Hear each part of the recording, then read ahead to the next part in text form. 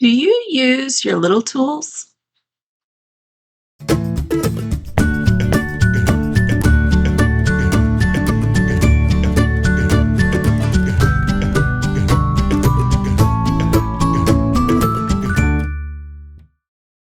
Hi, this is Kim with Mom's Creative Moments. Welcome back to my channel. Today, in today's 101.5 lesson, we are going to talk about the many but mighty tools that Creative Memories has for you to use. A few of them anyway, not all of them, but a few. And we're going to talk about how I use them or how I suggest that you use them, and just some different ideas and tips to give you a more satisfying scrapbooking experience. I hope this is helpful for you. Before we get to that, though, I do want to remind you that I am offering a virtual Croctoberfest this year. It's going to be on November 1st. If you're interested in that, check the description of this video for a link. Or if my editor is able to do some magic, he may be able to throw something up here on the screen. I'm not really sure, but in any case, there will be definitely a link in the description of this video where you can go to register and get all the information. I am also offering a December Days class this year, which is going to be super fun and going to include one video a week for the months of November and December to complete our full month of December Days. I'm super excited about that too. I've never done it before, so it should be fun and exciting for all of us. And I hope you'll join me. Let's check out my workspace and we'll get started. All right, so we're going to talk about some of the unsung heroes in the CM scrapbooking world and just talk a little bit about their uses and why we use them and kind of how to use some of them. Just because I don't always have time to cover this in a regular video, and some of you may be new to these things, or maybe you don't or are not aware of some of these things. So I just thought we would talk about a few things here real quick. So first of all, I'm going to talk about this unsung hero right here. So for many, many years, and I don't know how many of you know this, but I've been scrapbooking since 1999 when my oldest daughter was 5 is when I started. I mean, I scrapbooked before that, but I've started with CM in 1999. And for many, many years, I was on a pretty tight budget, and I only bought paper and pages and cover sets when I absolutely needed them. And anyway, for years, I watched my upline and good friend Nicole use this particular, not this exact one, but this tool right here. And she used it all the time. And I thought to myself, you know, they call this a multi-purpose tool. And I kept thinking to myself, I don't need that. I can do everything that tool does with my fingers, and I don't need that. It's just an added expense, and I don't need that. I don't need that. I don't need that. So for years and years and years, I did not use a multi-purpose tool.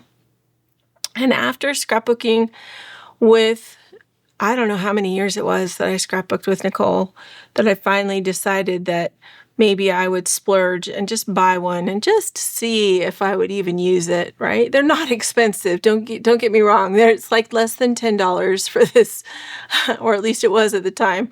I'm not really sure. I think they're $8 now, but I would have to double check. But anyway, I finally decided I would try one, and oh my goodness, I use this thing all the time now. If you watch my videos, you'll see that I always have one handy, and often I will grab them. They work really well for me and for those of us who have reinforced nails of any kind. I keep my nails done mostly for you guys. Believe it or not, I keep my nails done mostly so that my hands are pleasant to look at in the videos that you watch. And but by having reinforced fingernails, it means that sometimes I have a hard time picking up small things or lifting up pictures or pieces of paper off the table because my fingernail doesn't always slide right under. And so this end in particular, that's like a spatula, works great for allowing me to pick up pieces of paper, photos, embellishments, just different things that otherwise might, be so close to my tabletop that it makes it too hard for me to use my fingernails to get. This end is great for poking out pieces of stickers that are still stuck in the center that maybe you don't want, or other things like that. I mean, you'll find many, many uses for this. This end is very reinforced. It's very thick and pointed. This end is very thin. So as you can see, I have a permanent white line in mine, and mine is permanently bent. They don't come bent like this. They come flat, but I've used mine so much it's bent now. They also don't come in this color set. This one was a special one that came in a secret box last year with Copper Canyon. I think it was last year. Might have been the year before. With the original Copper Canyon paper. And those of you who like these color combinations will be delighted to know we have Copper Canyon 2 coming out on today, the day that you're seeing this. And so hopefully you'll run out and get some of that, because it's all new paper, all new embellishments, all new rub-ons. There's no frames, but there are mats in this one. So just a whole brand new collection, but based on the same color schemes, same themes. And you're going to love it. It's just beautiful. Plus, my upline did the playbook for this one, so I'm excited to see what Nicole came up with for this. Anyway, so you can't get it in this color set anymore, but they normally come in the same white and blue that you see our other tools in. And so just a very, very functional piece of equipment that may seem maybe discounted, maybe you might think you don't need it, but you'll be glad you have one if you get one, or when you get one, okay? So I'll set that up there. The next thing I want to talk to you about are our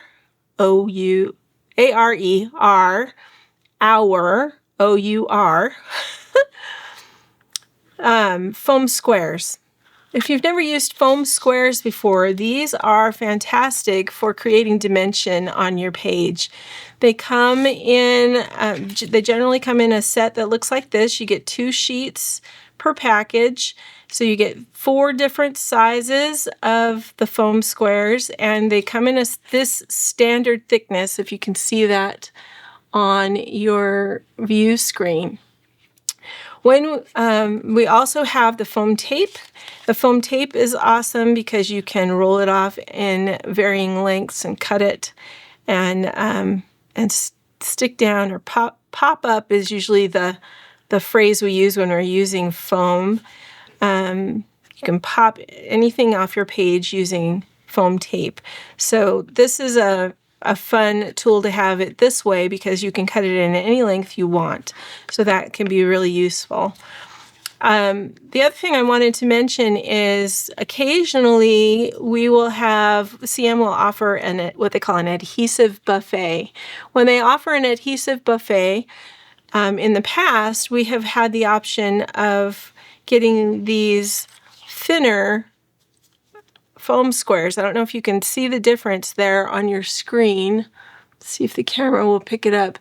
But these thinner foam squares are about half the thickness of a standard foam square. So that comes into play and can be important when you're using a punch like the new chrysanthemum punch that we have for Croptoberfest, because this punch is designed for you to punch all 3 pieces from maybe 3 different papers, and then you stack them on top of each other. And what happens is if you put a foam square in between each level so that you get you really get the dimension that this is intended to provide for you, then you have a super high embellishment that maybe is not what you want in your album. It'd be great for a card, but maybe it might be a little too high if you use 2 foam squares in between all 3 of these layers. But if you use the thinner ones, then you're only getting the thickness of a normal foam square. So it works much better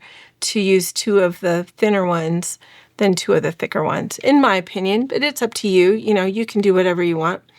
And so anyway, you'll want to look for these on the next adhesive buffet and see if they're offered again. I hope they are, because they can be very, very useful to have in your stash. Now, the way that you use foam squares, I'll just share with you. So this piece of a border I had stuck down here using my permanent adhesive. You can see the shininess of it as I move it in the light, right?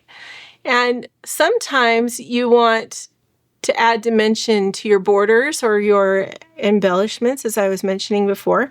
So you'll add a foam square. This is a tiny little foam square right here that I added to the end, and that lifts up the design. So we'll add just one more right here. Okay, and we'll stick that down. Oh, stick that down just like that. Now, the foam squares are sticky on both sides. And typically what I will do is I will stick those down, and then I will, if it's a sticker, it's a whole different process. I'll tell you in a minute. But I stick those down, and then I remove these little secondary tabs that are on top, just like that. And then I adhere it to my layout. And what that does is it creates a shadow. And you can see the shadow around the corner of the layout versus this side, which is adhered straight to the paper. Can you see the difference? This isn't stuck down yet, but it won't change that shadow when it is stuck down. Okay, so that's kind of the difference between being stuck right to the paper and having a foam square underneath to add that dimension. All right, we'll talk a little bit more about that in just a minute, but for now, let's talk about the zero centering ruler. Have you ever used a zero centering ruler? Do you know what it's for? A zero centering ruler can be very useful for many things. And basically, it's a special ruler that's designed so that it shows you the exact center of your page. So you see this line in the center here, rather than being marked as 6 inches from the edge, it's marked as 0. And that's because the 0 line is the center of your paper. Okay, so this is a 12-inch ruler made for a 12-inch page, and the 0, when you line up the edges, is the very center of your page. That can be useful when you're trying to center a photo or a design, because you simply put your ruler on the page, line it up with the edges, and then you line up your picture so this piece of cardstock is 4 by 6. So we've got 3 inches on this side, 3 inches on this side. We can stick that down there and know that it's completely centered on our page. Perfect. We also can use the ruler to keep it level. So we know that by keeping the sides even on both sides, that the ruler is level, and our photo will also be level. So that's very helpful so that it's not crooked on our page. So there are many other uses for the zero centering ruler. You can see that there is, it's marked at every inch. It's 3 inches wide. And then there is a grid on here. The grid is every 1/4 of an inch, so it's very easy to find your 1/4 inch measurements. You've also got 1/8 inch measurements going up both sides, and 1/16 inch measurements going up both sides. You've also got a ruler on the end that will measure 1.5 inches in both directions from the center of the ruler width-wise. So that can be very useful as well. All right? And you can measure up to 6 inches in either direction from the center point. Okay, so in addition to your zero centering ruler, we have a corner rounder. Now, you might be saying to yourself, okay, I have a corner rounder. There's nothing special about the CM corner rounder. It just curves the corner. And it does. It curves the corner really rather nicely.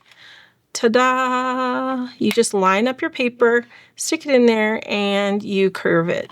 You punch it down, push down, and you've got your corner. We'll do this one again. I wasn't focused on that other one and I didn't quite get the corner. All right, so yes, it curves the corners beautifully, but do you know that it also does an inverted corner? The CM corner rounder is a dual purpose tool. You put your paper in from the corner edge in and make sure it's even, so make sure it's lined up on both sides, and then you push down and you get a bite taken out of the corner of your paper rather than a rounded corner like up here. So let me do that again for you. You just stick the paper in, make sure it's flat, lined up on both sides with these lines right here, right? If you do this hastily, then it might be a little catawampus, okay? But if you're careful, then you get a really nice rounded bite out of the corner, which is fun and can really provide a little variety to your page, a lot of variety to your page. Do you know what this is? How many of you know what this is? This is called a lifter stick. One end has a cover and comes off, and this end is sticky, rather like when I was a kid, we used to get little like gummy frogs and things like that from the gumball dispensing type machines, and we could throw them on glass or cars or whatever, and they would stick in all kinds of wonky directions. That's what this is. It's sticky. Can you see how it pulls on my finger when I touch it? It's hard to see, I know. But this is meant for picking up tiny little things like those pieces. And you can pick them up super easy and then drop them in if you're trying to, say, fill one of your knockout punches. You can punch all your little pieces and then pick them up really easy after you've added adhesive and just drop them right in, right? So that's great. If this ever stops being sticky, all you need to do is get it wet, clean it just a little bit, because sometimes it gets a little bit of paper debris stuck to it. But once it gets wet, it'll be sticky all over again, and you'll be off to the races and good to go. This is great for especially if you have fingernails and you're not able to pick things up super easy. It's a wonderful tool for that. That's the lifter stick. Do you have a bone folder? Unfortunately, I realized after planning to do this video that we actually don't sell the bone folder separately anymore. It's sold through, but you can buy these at your local favorite craft store. And these are fantastic for folding and creasing your paper. So you can take a piece of your cardstock, and instead of just folding it the old-fashioned way, you get these crinkles sometimes when you do that.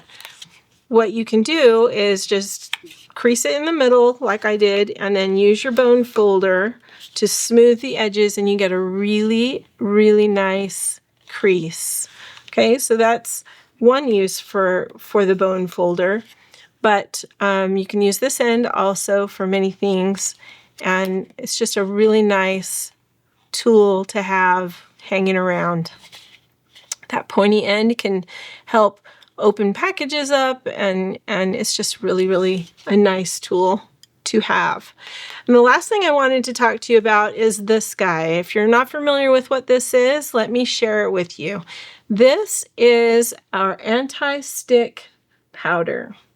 This is to be used to de-stick any kind of adhesive, and mainly it was designed so that you could use your stickers as embellishments and not worry about the sticker sticking to your layout. So let me show you what I mean.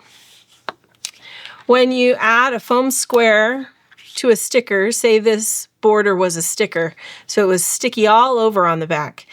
Then when you put your foam square on and you've got that little bitty foam square holding up your border and you put it on your paper, if you lean on it or something leans on it, then your sticker would then be stuck down to your paper and have this kind of bump in the middle where the foam square was. And nobody wants that. And you also don't want to use up your whole sheet of foam squares on this piece to keep it from sticking down. This is where the anti-stick powder comes in. You just lift off the lid and you use this soft end to apply the powder. The powder is inside, the top of it screws off like this. You fill it with powder. Look at how much powder is in there, right? I've used this a lot since I got it. But look how much powder is still in there. Oh my gosh, I may have this the rest of my life because it's just, the powder is so fine and it lasts for so long. I don't really expect to ever run out. And I use it a lot, so keep that in mind. The other thing you can use this for is, say you are scrapping and you put adhesive on the back of this border and you stuck it down to your page. Okay, so that's stuck down because I have adhesive on the back of that. See, it's stuck. But then I decide, that's the wrong border. I like this other one better. What do? I've already got adhesive on the back of this one. Well, you can sometimes lift it off of your page. And if you're able to do that, then you're stuck with a border that's got adhesive already on the back. Oh my gosh, what am I going to do, right? Just take a little bit of your powder and dab it on there. You dab it on there, and then you can see it's not sticky anymore, right? This one's still sticky because I did not put powder on it. This one is not sticky, okay? So let me show you. I'm going to go ahead and dab or cover this other one over here so you can see what the powder looks like. You can see I was practicing the day before for this video. But let's go ahead and we'll dab this on here. Now, it does take a little bit of time when you first get this to get the powder flowing through that pad. But as soon as you do get the powder flowing through the pad, you can see that it's definitely coming out. Especially if you do this over a darker surface like my mat right here, you can see the powder's definitely coming out. It's no longer sticky. It won't stick to my hands. It won't stick to my layout. Now, why that's important is because now I can come in here and supposing this was a sticker, right? And all of that was sticky, but I put these 2 foam squares on there because I want it to pop off my page. So then I choose to add my foam squares to the sticker first. I figure the sticky of the sticker, the sticky of the foam square, you know, those 2 things together create an even tighter bond in my mind. Some people feel like it's not important to do that and they would prefer to dust their sticker first. I dust mine after. So I put my foam squares on and then I dust it around my foam square. And then I take the foam square backing off. So we take and remove the little tabs, just like that, right? And then we can set that down on our layout and it's stuck. And we can rock it back and forth and the sticker is not going to stick to our paper, okay? Now, other people that I know, other advisors I trust have said that they do theirs opposite of me. They go ahead and dust their sticker first, and then they put their foam square on top of the dusted sticker, and it works fine for them. So you could do it either way, whatever makes you happy, and it will work and solve the dilemma of the stickers sticking beyond the foam square. All right, and this end you can see is not sticking down at all because we dusted it. So it's got no sticky there anymore. So I hope this has been helpful in teaching you a little bit more about some of these fun tools, the mini but mighty tools, that's what I call them, because they are a lot smaller than most of our bigger, more bang for the buck kind of tools, but these are important just the same. And I hope that you will include them in your stash and learn to use them. I know that you'll appreciate them. Thanks so much for joining me today. I hope this has been helpful, and until next time, I hope you have many more creative moments. Enjoy your day.